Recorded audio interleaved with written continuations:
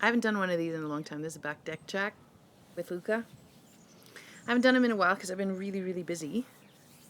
And I'm not glorifying that. I'm just stating a fact. I've had a lot of fun things on the go. So, oh God, I've got like 10 things swimming around in my brain. So I use these back deck chats as a time to like flesh out ideas and to make sense of things that I'm thinking about. So, you know, if you don't want to listen to me thinking out loud, then don't. Like, bye. But anyway, so Thursday is my day where I sit with clients and I meet one-on-one with clients. I do Monday nights and Thursdays during the day, and the rest of my week is taken up with building resources for clients and building programs and building things to support people in understanding the role nutrition can play. So in my practice, in my personal practice, the last 6 months has really, really shifted. I mean, I think the shift probably came about, in March of 2020, rather. Yeah, the big C. So, and I had the good fortune of already being set up online, that making that switch to just supporting people online was really good. So set it all up and I'm having a great time. And my days now are actually busier than I ever thought that they could be. And I'm seeing and getting new clients all the time, which is really, really, it feels amazing. But in the last 6 months, I have shifted how I do my work. And I haven't super talked about it online because I'm a sloth. I'm not a rabbit. I am a three-toed sloth, is actually how you're supposed to pronounce it. Most people know it as sloth, whatever. It's my spirit animal. They always look like they're smiling and they move so slow that moss grows on them. I love them so much. Anyway, so I have shifted to do a lot more metabolic balance for clients. And I haven't talked about it because I don't know how to talk about it. Because metabolic health is all of the things. Metabolic health is how your body moves through the day and has the energy to move through the day to do all of the things that it needs to do. So anywhere you have an energy output of sorts, where you need to utilize energy, is a metabolic function. And my work is really steeped in helping people understand the depth of what's going on and how to rebalance, reset that metabolic work. And if I say, even just saying it right now, I'm like, I can just hear like 90% of people going, I don't even know what that means. You're not even speaking to me directly. Tell me what my problem is, and if it resonates, then I'll know that I need to work with you. Okay. So what does metabolic imbalance look like? It looks like a couple of different things. Blood sugar imbalances. Are you hangry at any point during the day? Do you sometimes feel like you could gnaw through a piece of cardboard because you're so GD hungry? Are you, there's this account out of the States called Real Food Gangstas, and I super love them, and they are the ones that first got me questioning metabolic balance stuff. And they say, are you happy, hungry, and horny? And if you can't say yes unequivocally to all of those, then you have a metabolic balance issue, which I think is brilliant. So metabolic imbalance is what's behind chronic inflammation. It's what's behind a high burden of stress. It's what's behind sugars being out of whack, hormones being out of whack, in whatever way that shows up. It is behind all of the chronic health conditions currently happening on planet Earth. Anything that takes a long time to show up has a metabolic function part that plays into it all. So in the last 6 months, my work in supporting my clients has really drastically shifted. I used to talk a lot about inflammation. And I would often hear from people, oh, but I don't even know what that looks like. Like, it's just, I don't connect with it. I don't get it. I don't even want to hear you talk about it. Like family members even going like, stop talking. Okay. And others, super trusted friends who I know meant well, were like, well, just put it into, here's the problem I have. And when people see what the problem is, then they go, oh, I've got that. And then you explain to them why it's inflammation. So I tried that for a while, but it didn't click. Like some of it clicked. And then all of a sudden, I figured out this whole metabolic balance piece. And holy crap. Fuck's sake, this is all of the things. This is all of the things. It's not inflammation. It's the whole metabolic imbalance. So the only way I've been able to really start to make sense of what that can look like in regular human speak without having to resort to trying to be fancy dancy with words and feel like I'm a part of a machine somewhere, because I don't want to be. I want to be my own person. Is you have a high burden of stress. Do you feel stress keenly? Does your body struggle through a lot of stress response? Does your body have to turn the stress response on all the time? And my work is in helping you reduce that burden of stress. So, I was talking to a client today. This is all, yeah, it's all going to tie in together. So, I have 8 clients today, which is, I just feel like the luckiest girl in the world.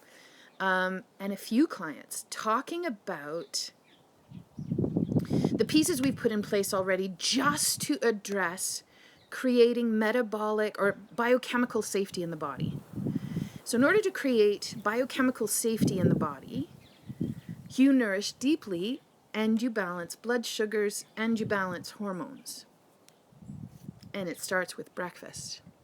And there is no intermittent fasting ever in my world. I'm so sorry if this is something that is part of your world. And I'm not poo-pooing your world, but I'm saying for the work that I do and the people that I am seeing, that doesn't work. And it may be working for you, and I am not here to slam you and to shut you down either. I want to be 100% clear. There is some good scientific evidence to show that intermittent fasting is supposed to help turn off the ApoE4 gene, which is often responsible for a higher risk of developing Alzheimer's and dementia. Awesome. There's also really good evidence that with the occasional fasting, you can also turn off some of the genes that have the potential of turning cancer on. And there's a lot of scientific evidence along the way that will pop up and say intermittent fasting is important for this, or it's for this, or it's for this. And I want you, if you approach me and say I want to do intermittent fasting, I will send you to somebody else, because I don't ever want to tell you you're wrong, because I'm not 100% right. I'm not 100, I'm still trying to figure it all out, as are you. And I am more about supporting people where they are and in supporting them believing what their body's telling them and helping them find the tools to keep that connection and that ability to understand what your body's telling you. I will always do that. Now today, I have a couple of clients, I have 8 clients today. And all of my clients so far, I've talked to 4 or 5 of them, super, super smart women who we have shifted things for them in short times and for some in a few months now. And one of my gals this morning, she said, as we're talking and she's like, okay, so I shouldn't have sugar? And I was like, well, no, but okay, so maybe, here's the difference between this type of sugar and this type of way to get some of the sugars into your system. Here's the difference. I'm not saying go out and eat a cup of Rogers sugar, but I'm also saying, we can't make it sugar-free in this world. And what's wrong with maple syrup? I have just discovered, actually, that a great-grandmother of mine was Mi'kmaq. I have a long history of French Canadians and a long history of trappers and maritime folks. And a lot of those people thrived with maple syrup because that is how you started to have some nourishment in the early seasons before other foods were out there. Why are you telling me that sugar is terrible? How is sugar in maple syrup form a terrible thing for me if my people are here because of the maple syrup? Screw you. Don't tell me that sugar's awful, because I kind of wonder, are you naysaying and negating all of those people before me that figured out that the plant help and the plant love through maple syrup, through honey, through cane sugar, through sorghum sugar, through whatever molasses, through whatever sweetener source your people had. Is that bad? Okay, don't sit and eat 2 cups of it. Let's be smart about it. So in our conversation, we're also talking about, because she had questions about fasting, and we were talking about nourishing and working calories out over the day to get you off roller coasters of blood sugar stuff and off roller coasters of hormonal stuff. And she said, at the end of our conversation, she just casually mentioned, she's like, I feel like everything you and I talk about is like going against the grain. And it struck me. I was like, well, hang on a second. What if really the things I'm proposing is banking on what our ancestors did, what the people before us did? And what if what we're being told, the stuff we're being sold, is actually how not to do things? I'm not saying don't do fasting. I'll find you somebody else who'll support you if that's an avenue you want to explore because of genetic things, because of tendencies in your family. And I only want you to be well. I only want you to thrive in this world. But for this lovely client, she's like, oh, so all the things that I'm hearing about in the mainstream and in the health and wellness industry, like that's maybe stuff I need to question? And the concept of questioning that, do you get what, I don't even know how to explain it, but like, so she's coming at it from here saying, oh, well, you're making me question everything that I know. You're making me question the don't eat fats, don't eat sugar. You're making me question all these things. And I said, well, what if what I'm saying is actually the actual truth from 100 years ago? And the pieces that you're not supposed to question what our ancestors did and how it was done 100 years ago. You actually are questioning the wrong people.